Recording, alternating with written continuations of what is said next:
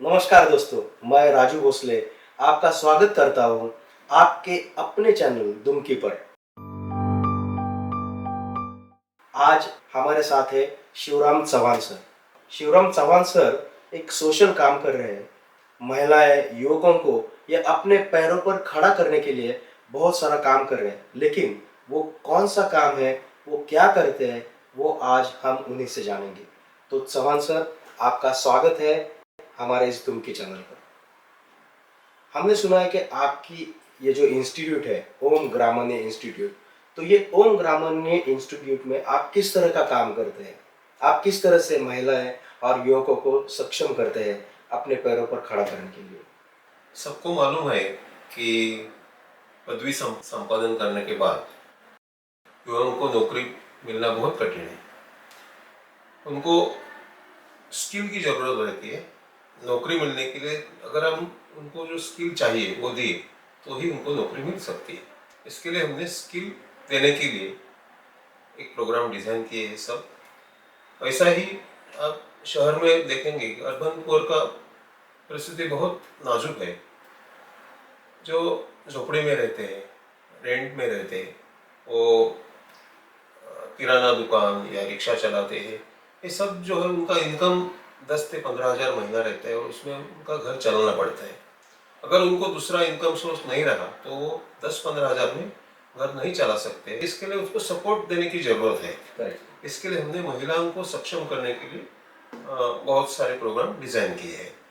आपने अभी जो बताया आपके इंस्टीट्यूट के बारे में, तो इस इंस्टीट्यूट में ऐसे कौन से प्रोग्राम हैं जो महिलाओं के लिए है और युवकों के लिए है? युवकों के लिए जो प्रोग्राम है वो बीएससी या 12वीं साइंस, 12वीं कॉमर्स, 12वीं आर्ट्स, ये सब के लिए है। 12वीं साइंस के लिए जो प्रोग्राम है वो फ्लेबोटॉमी प्रोग्राम है, जो ब्लड कलेक्शन वगैरह करते हैं। लैब टेक्नोलॉजी प्रोग्राम है, जो ब्लड जो है वो लैब में उसके ऊपर प्रोसेसिंग करते हैं। उसके बाद जो बीकॉम करने वाले स्टूडेंट है उसके लिए हम अकाउंटिंग विद जीएसटी टैली ऐसा प्रोग्राम डिज़ाइन किया है। और आर्ट्स स्टूडेंट के लिए हमने digital marketing, video editing, data entry operator ऐसे सारे प्रोग्राम डिज़ाइन किए हैं कि ये जो एम्प्लॉयमेंट दे सकते हैं। 3 महीने का कोर्स करने के बाद ये बच्चे को जॉब मिलता ही है और वो अपने पैरों पर खड़ा हो सकता है। ये जो सब प्रोग्राम है वो स्किल देने वाले प्रोग्राम है, उसमें टेक्निकल नॉलेज है, इसके लिए उनको जॉब मिलते हैं। महिलाओं के लिए जो प्रोग्राम है हमारे यहाँ बहुत सारे हैं। उसमें फैशन डिजाइनिंग कोर्स करने के बाद वो Indo western blouse, Indo western dress, hand embroidery ऐसे सारे प्रोग्राम कर सकते हैं और महीना 10 से 15 हज़ार रुपये कमा सकते हैं। उसके बाद ब्यूटी सेक्टर में भी ब्यूटी थेरेपिस्ट प्रोग्राम है, उसमें मेकअप आर्टिस्ट प्रोग्राम है, एडवांस ब्यूटी थेरेपिस्ट प्रोग्राम है। वो जो महिला है वो महीना 20 हज़ार के ऊपर भी कमा सकती है। ये सारे प्रोग्राम हम देकर महिलाओं को सक्षम करने की कोशिश कर रहे हैं। जैसे कि सर ने अभी बताया कि वो बहुत सारे प्रोग्राम्स रन करते हैं महिलाओं के लिए, युवकों के लिए। तो अगर किसी को इसका बेनिफिट लेना है तो वो ओम ग्रामण्य इंस्टीट्यूट को ज़रूर कांटेक्ट कर सकते हैं। उसके नंबर हम लोग डिस्क्रिप्शन में डाल देंगे। तो आप क्या ये बच्चों से या महिलाओं से कुछ पैसे लेते हैं या ये कम्प्लीटली फ्री प्रोग्राम है? नहीं, फ्री प्रोग्राम हम नहीं देते हैं। थोड़ा अगर आपको मालूम है अगर कुछ फ्री दिया तो उसकी वैल्यू नहीं रहती। इसके लिए हम जो पार्टिसिपेशन फी है वो लेते हैं। अगर 8,000 रुपये फीस है उसमें से 1,000 रुपये तो उनको कंट्रीब्यूट करना पड़ता है, क्योंकि उसका अटेंडेंस रहता है, वो रेगुलर आता है, स्टडी करता है। इसके लिए हम वो लेते हैं। और जो हमें मदद कर रहे हैं स्टूडेंट के लिए, उनका भी डिमांड रहता है कि बच्चों से कुछ तो कुछ ले, तो कि ताकि वो सीरियस रहे स्टडी से या उस प्रोग्राम कंप्लीट कर दे। हाँ, मतलब आपका ये जो ओम ग्रामण्य इंस्टीट्यूट जो है वो एक्चुअली ये फाउंडेशन है, करेक्ट? हाँ, ये ट्रस्ट है। ट्रस्ट हमने जो एजुकेशनलिस्ट है वो सब मिलकर हमने ट्रस्ट बनाया है। उसका इंटेंशन ये है कि पुअर लोगों को मदद करना है और एजुकेशन से उसका डेवलपमेंट करना है। इसके लिए हम ये ट्रस्ट बनाया है। अच्छा, ये जो आपका ट्रस्ट है उसको कुछ गवर्नमेंट रिकॉग्निशन है या फिर एफिलिएशन है, तो वो क्या है? हाँ, अभी कौन सा भी कोर्स चलाने के लिए रिकॉग्निशन चाहिए। इसके लिए हम महाराष्ट्र स्किल डेवलपमेंट एजेंसी है, उसके पास एफिलिएटेड है, नेशनल स्किल डेवलपमेंट कॉर्पोरेशन से एफिलिएटेड है, यशवंतराव चव्हाण मुक्त विद्यापीठ से एफिलिएटेड है, इस और एंटरप्रेन्योरशिप सेक्टरशिप काउंसिल से भी रजिस्टर्ड है। अच्छा। और ये जो कोर्स है उसको चलाने में आपको कौन सी कंपनियां मदद करती हैं? मतलब CSR फंडिंग तो आपने जैसे बोला कि वो देती है, और बाकी भी जो कौन लोग हैं जो आपको मतलब इसमें मदद करते हैं? एक्चुअली जब स्टार्ट किया तब कोई मदद नहीं मिल रही थी, यानी वो हमने हमारा जो प्रोविडेंट फंड था, हमारा जो ग्रेजुएट था, उनमें से इन्वेस्ट करके हमने चालू किए। अभी 5 6 7 साल होने के बाद कुछ कंपनीज हमें फीस देने लगी और शुरू हो गए, लेकिन अभी भी ये संस्था प्रॉफिट में नहीं है। अच्छा। यानी एक्सपेंडिचर ज़्यादा है, इनकम बहुत कम है। पॉकेट से जो हम पार्ट ये है ट्रस्टी है उसको हर साल अपने कुछ पॉकेट से ही पैसे देंगे। डालना तो एक्चुअली में सोशल काम अगर करना है तो मतलब ये तो बराबर एफर्ट आता ही है, बराबर। और शायद आपने ये सोच कर ही ये इंस्टीट्यूट करेक्ट यस। और कौन कौन आपको इस प्रोग्राम करने के लिए मदद करता है? हमारा जो डायरेक्टर बॉडी है उसमें डॉक्टर कारिकर मैडम है, वो एजुकेशन में ही है, उनका बहुत सारा सपोर्ट मिल रहा है ट्रेनिंग प्रोग्राम डिजाइन करने में या एग्जीक्यूशन में। उसके बाद जो फैकल्टी है हमारे पास well educated well experience faculty है और फुल कोऑपरेटिव है। और जो महिला जो काम कर रही है, महिला जो ट्रेनिंग ले रही है, उसको उसके लेवल पे सिखाने के लिए वो तत्पर रहती है। और इसके लिए ये प्रोग्राम सक्सेसफुल हो रहे हैं। इस इंस्टीट्यूट की शुरुआत कैसे हुई? आपके मन में ऐसे कैसा ख्याल आया कि मुझे ये करना चाहिए, और कब आपने ये इंस्टीट्यूट शुरुआत की? 2011 में एक इंसिडेंस हो गया कि मेरी पत्नी का देहांत हो गया। उस टाइम मिसेस को थोड़ा महिलाओं से लगान था और कुछ उनके लिए करने के लिए चाहती थी। करेक्ट। इसके लिए हमने मैं ये बात मेरे जो दोस्त थे उनको बताई और उन्होंने ठीक है हम अब शुरू कर सकते ऐसा बोला और हमने ये संस्था चालू की। ओम है ये शक्ति स्थान है। करेक्ट। और ब्राह्मण ने ये ग्राम से निगड़ित है, इसके लिए हमने ओम ब्राह्मण ने ये नाम रखा क्योंकि हमें ग्रामीण लोगों के लिए कुछ करना था। करेक्ट। ये जो हमने धारी फाटा ये जो एरिया डिसाइड किया वो ग्राम से अलग नजदीक शहर से थोड़ा सा अलग है और ग्राम से थोड़ा सा नजदीक है। करेक्ट। उनको उसका बेनिफिट होना चाहिए, इसके लिए हम ओम ब्राह्मण ने किया। अच्छा, आपने जो ये इंस्टीट्यूट खड़ी की है वो तो क्या आपको पहले से इसका एक्सपीरियंस था? आप पहले कहाँ पे काम करते थे? मैं एक बड़ी संस्था थी all India institute of local self government, वहाँ से डायरेक्टर करके रिटायर्ड हुआ। अच्छा। और उसके बाद वहाँ भी मैंने ये काम किया था, स्किल डेवलपमेंट का बहुत सारे प्रोग्राम किए थे। और मुझे मालूम था कैसा करने का है, कहाँ से किसको जरूरत है, क्यों करना है, ये सब मालूम था। इसके लिए रिटायरमेंट के बाद अपना टाइम अच्छा टाइम सोशल काम में अच्छा टाइम व्यतीत करने के लिए मैंने सोच लिया।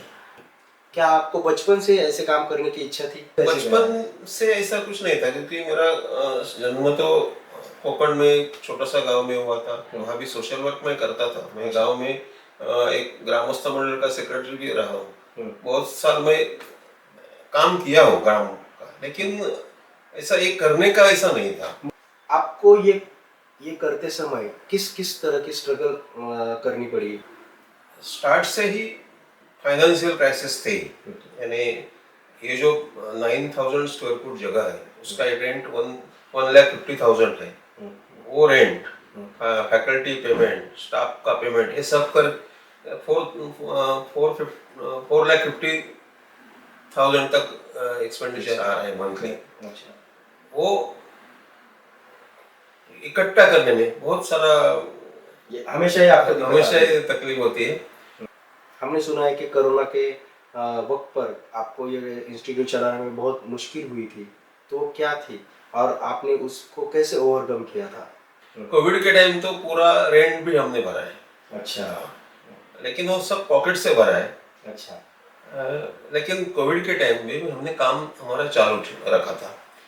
कोविड के टाइम आपको मालूम रहेगा कि जो मास्क रहते थे, वो मास्क यूज होता था, वो हमने इधर महिलाओं को काम दिया था। अच्छा, हमने जो उसको मास्क बनाने का काम। मास्क बनाने का काम उसको दिया था। ओके। यहाँ कापड़ खरीदी करके उनको दिया था, हम्म। वो स्टिच कर रहे थे, यहाँ के स्टिच कर रहे थे, अच्छा और उनका बहुत सारा उनको इनकम हो गया था। अच्छा अच्छा, उस वक्त मास्क का बहुत मतलब हाँ, बहुत तो इसके लिए गवर्नमेंट ऑफ महाराष्ट्र ने भी हमारा वो टाइम सम्मान किया सम्मान था। किया। ओके। आप इतना अच्छा काम कर रहे हैं, लेकिन आपको ये काम करने के लिए इंस्पिरेशन कहाँ से मिलता है? कौन आपको इंस्पायर करता है? 2016 में हमने एक प्रोग्राम डिजाइन किया था, फाउंडेशन इन सोशल वर्क। वो टाइम बहुत सारे जो महाराष्ट्र में सोशल वर्कर थे, उनका थोड़ा स्टडी करने का मुझे मौका मिला। अच्छा। पुणे में तो महर्षि कर्वे, उनका भी थोड़ा स्टडी हो गया, तो उन्होंने जो काम किया वो देख के कुछ लगा कि कुछ काम करना चाहिए, हमें भी कुछ करना चाहिए। ये एजुकेशन फील्ड है, और एजुकेशन में जो कोर्स डिजाइन किए वो सब सारे लोग, जो बहुत सारे महाराष्ट्र में जो कॉलेजेस है, उसमें से सब लोगों ने रिसर्च मेथोडोलॉजी जो हमने कोर्स किया था उसकी मदद की थी। नागपुर से लेके सावंतवाड़ी तक सब जगह से प्रोफेसर जुड़े हुए थे, हमें उन्होंने मदद की थी। बहुत सारे गवर्नमेंट के ऑफिसर थे, उन्होंने मदद की है हमें। बहुत सारे प्रोग्राम किए हैं, रिसर्च मेथोडोलॉजी सब प्रोग्राम किया है, जो एक यूनिक प्रोग्राम था। जो tribal research and training institute ने हमें दिया था। 100 सब असिस्टेंट हमने बनाए थे, जो सब काम कर रहे हैं अभी। अच्छा। ये जो काम था, इसके लिए प्रोफेसर लोगों की बहुत जरूरत थी, उनको डे टू डे मदद करने की जरूरत थी सब स्टूडेंट के लिए। तो सब लोगों की मदद मिली, इसके लिए हम कर सके। उसके बाद जो बहुत सारे लोग ऐसे हैं कि जिन्होंने हमें, कंपनीज है, उन्होंने हमें सपोर्ट किया, हमारे ऊपर विश्वास व्यक्त किया, तो उन्होंने उनका भी उसको बहुत करेक्ट सहयोग है। तो अभी आपकी जो इंस्टीट्यूट है, तो आपका फ्यूचर प्लान क्या है? मतलब आप क्या करना चाहते हैं? अभी जो पहले से मैं बता रहा हूँ, महिला सक्षमीकरण एक तो काम है, लेकिन यूथ को अपने पैरों पर खड़ा करना एक बहुत बड़ा काम है, क्योंकि अभी जॉब मिलना बहुत मुश्किल हो रहा है। उनकी पसंद की जॉब मिलने के लिए उनको अभ्यासक्रम देना चाहिए। इसके लिए हम बहुत सारे प्रोग्राम डिजाइन किए हैं। वो जो इंफ्रास्ट्रक्चर है वो हम डेवलप कर रहे हैं। हमारे पास अभी 3 लैब है,